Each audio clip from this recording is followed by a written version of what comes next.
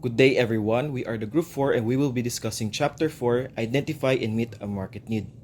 The key objectives of this chapter is to identify your market, to research the market, and to know your competition.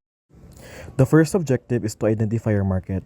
Our goal is to identify a target market by analyzing the needs of the customers and explain how market segmentation can help an entrepreneur analyze a target market. So, what is a target market?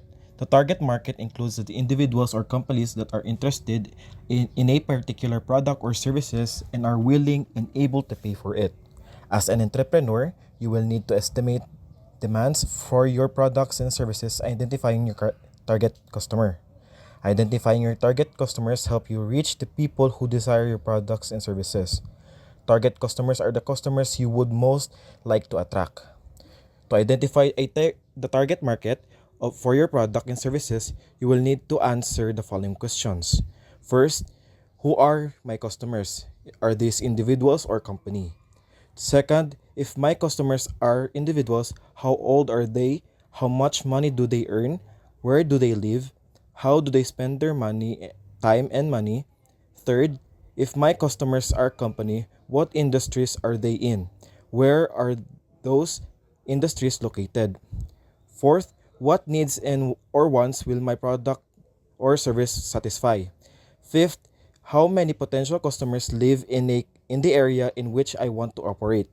Six, where do these potential customers currently buy the products or services I want to sell them? Seven, what price are they willing to pay for my products or services? And lastly, what can I what can I do for my customers that other companies are not already doing for them? Note, as an entrepreneur, you should put yourselves in your customer's shoes before you start your business. Afterwards, you should think about your customer needs and viewpoints every day. Next is market segment. Group of customers within a large market who share common characteristics are known as market segments. Segmenting or dividing your target market into several small groups can help you develop a product or services that will meet specific customer needs and wants. In order to know the customer needs and wants, there is a customer profile.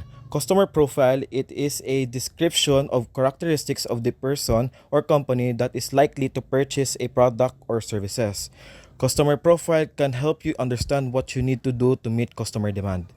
Customers may be profiled based on many types of data, including demographic, psychographic, user-based data, and geographic data. First is demographics. Demographics are data that describes a group of people in terms of their age, marital status, family size, ethnicity, gender, profession, education, and income. Psychographics are data that describe a group of people in terms of their taste, opinions, personality traits, and lifestyle habits. User-based data are data that helps you determine how often potential customers use a particular service. And last, geographic data, data that helps you determine where your potential customers live and how far they will travel to do business with you. A pleasant day, everyone. Today, I will be discussing about the market research. So, the market research or research market is a system for collecting, recording, and analyzing information about customers, competitors, goods, and services. Based on the findings of market research, a business will be able to determine which marketing strategies will be effective and profitable. So, for your business to succeed, isang unang kailangan mong gawin is alamin kung sino ang iyong mga customer. Pangalawa is that you need to find out kung ano-ano nga ba yung gusto or kailangan nila. At ang pangatlo is how much they are willing to pay for your product or services. To collect this information about your customers, you must take or perform market research. In other way naman, as you gather your information, you will draw on primary data and secondary data because these two types of collection or research will help you identify ways in which you can meet customer needs. So, first is the primary data. Primary data is an information collected for the very first time to fit a specific purpose, which is karamihan sa mga market researchers ay kumukolekta ng primary data. And also, there are a few different ways to collect primary data, which is isa sa mga ways na makagather ka ng primary data is sa pamamagitan ng survey. Why? Because survey is the most common data gathering in any ways with a list of questions to ask your customer to find out demographic and psychographic information. So, in a business world, survey can also be conducted through internet, mail, or in person. Next way is the observation. Market research can also involve observation. Like for example, if you're considering opening a juice bar in a shopping mall, you might want to see how many customers you could attract. Another way is focus groups. Another way in which you could find out about the market is by conducting interviews with small numbers of people. A focus group is an in-depth interview with a group of target customers who provide valuable ideas on products or services. You can ask the same kind of question in a focus group that you would ask in a survey, but the group setting allows for more discussion and interaction regarding each question. Lastly, meron tayong disadvantages of primary data. While primary data can provide most up-to-date and useful information, however, yung collection process niya is nakaka-time consuming at mas expensive ito kaysa sa secondary data. So, let's proceed to the secondary data. The secondary data are found in already published sources, which is yung mga data on population, family size, household income, economic trends, industry forecast, at iba pang mga information na mahahanap din sa sources ng secondary data. Also, there are places to find secondary data, including the following. First is the publication issued by government and community organizations such as the U.S. Census Bureau, the Small Business Administration, and Chamber of Commerce. Number 2, books about specific industries. Third, information on websites for government and businesses. Fourth, books about the other entrepreneurs who set up similar businesses. 5, trade magazines and journals. 6 is the newspaper articles and statistics. Okay, let's proceed to the 6 steps of market research. First is the define the question. In the first step in market research process, you need to define exactly what it is that you need to know. And also by determining what you need to know, you are defining the question that will be focused on your research. Example na dito is yung mga entrepreneurs kung saan marami din silang concerns about sa kanilang business na kanilang pinaplano. Second is to determine the data needed once you have defined the market research question. So yun nga, after mo ma-define yung market research question, you are ready to determine kung anong data ang kailangan mong i-collect to provide the answer to your question. Especially entrepreneurs need to be sure that the data they collect will be helpful. Third is collect the data. So before you begin collecting data, you need to decide how you will go about gathering the data. So the method you use will depend on what type of information you want to gather. If you ask me a question, I suggest that you should perform some secondary market research first in order to familiarize yourself with your market, including demographic and psychographic data, as well as information on economic trends and industry forecasts will help you determine what kind of primary data research to perform. Aside from the secondary market research, you should design a survey because making a good survey questionnaire is very important. And also, ang questionnaire is dapat ay nakakip ito siya into length of page over the phone mailed to respondents. Fourth is the analyze the data. So once you have collected all your primary data and secondary data, doon mo na kailangan i-analyze at i-interpret yung information thoroughly. And the analysis should also be in a written format so you can refer to it. Fifth is take action. Once you have analyzed and interpreted your data, you will need to determine how to use the data to make a decision. This is when you will develop a plan of action based on the information you found in your market research. Lastly, is to evaluate the results. So this one is the last steps in the market research process, where it is not enough just to develop a plan or an action, and entrepreneurs must regularly evaluate the action they take as a result of the plan. That would be all. Thank you. So let's move on to 4.3, Know Your Competition. The goal of this topic is to understand the importance of your competition, the types of competition, to prepare a competitive analysis, and to describe the strategy for maintaining customer loyalty. Knowing your competition is very crucial for an entrepreneur. It helps identify different market trends, products, and services. It also improves strategies and provide opportunities for more growth and ensuring long-term business success. Now the impact of competition. Most new businesses face competitors.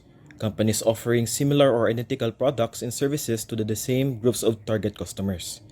As the owner of a new business, you will have to persuade customers to buy from you and instead from your competitors. You must always watch the competition and be sure that you are offering products that are of equal or better quality at the same or lower prices. To understand the competition, knowing about your competition will also help you define your target market. Businesses typically enter into areas where there is competition.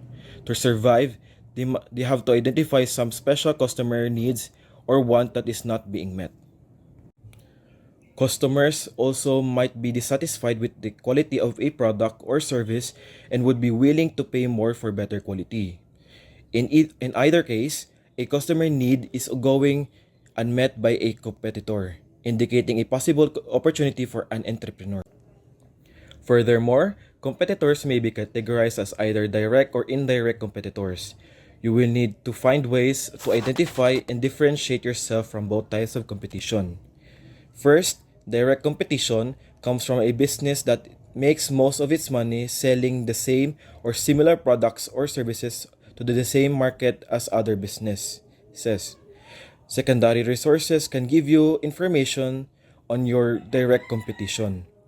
Second, indirect competition comes from a business that makes only a small amount of money selling the same or similar products and services to the same market as other businesses.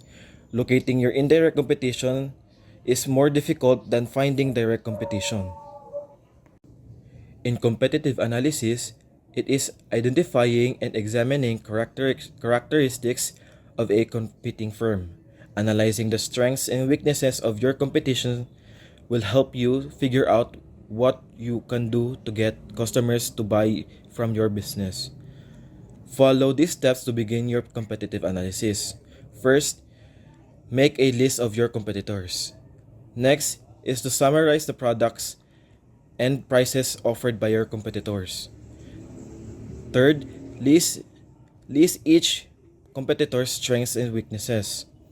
Fourth, find out the strategies and objectives of your competitors. And lastly, determine the strengths of the market. Large retailers, on the other hand, when a large retailer enters a community, it can be a source of direct and indirect competitions for many other businesses. Large retailers like Walmart bring lower prices and jobs to a community, but many small businesses find it hard to compete with them. Some smaller, locally owned retailers are often forced out of business. Some of the reasons that it is difficult for entrepreneurs to compete with large retailers include the following. First, large retailers usually able to keep a larger quantities of products in stock. Second, large retail chains do not rely on a single product line. Third, and lastly, large companies usually have more resources to devote to advertising. Maintaining customer loyalty. Number one, good customer service. For example, a restaurant greets customer warmly and quickly fixes any mistakes in their orders. Number two, quality products. For example, a skincare brand uses natural ingredients so customers trust and keep buying. Number three, loyalty rewards. For example, a bookstore offers points for every purchase, which customers can use for discounts. Number four, engaging with customers. For example, a clothing brand replies to customer comments on social media and runs giveaways. Number five, listening to feedback.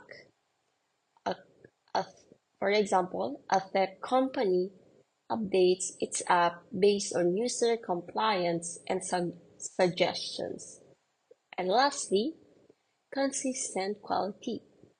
A bakery keeps its bread fresh and delicious every day, so customers keep coming back. And for the second is listen and respond to feedback. For example is halimbawa is um umorder ka sa McDo and gusto mo ng na-toast sa burger mo. So, kailangan nila gawin yun.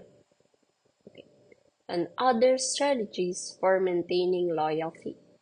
Number one is superior service. So, example nito is yung maalala nila yung parati mong in-order sa kanila. And number two, more convenient hours. So, yung, di ba, yung coffee shop mo is 24/7 open. Compare mo sa iba na maaga sila nagko-close. And number three is easy return policies. Ito na yung nag-a-allow sila ng customer na ibalik within 30 days na hindi ka tinatanong. For halimbawa is mali yung order mo, pwede mo ibalik sa kanila within 30 days. And number five, store-specific credit cards. For example is a department store offers a credit card that gives discounts and rewards for purchases. Okay, next. Personal notes or cards. So, ito na yung example ni Sir na if birthday mo is libre ka sa kainan na yun. Or, let's say na birth month mo, pwede ka na libre kumain doon, pero makahisa lang. And for the last, frequent buyer programs. Ito na yung pag suki ka is may free drink cup every 10 purchases.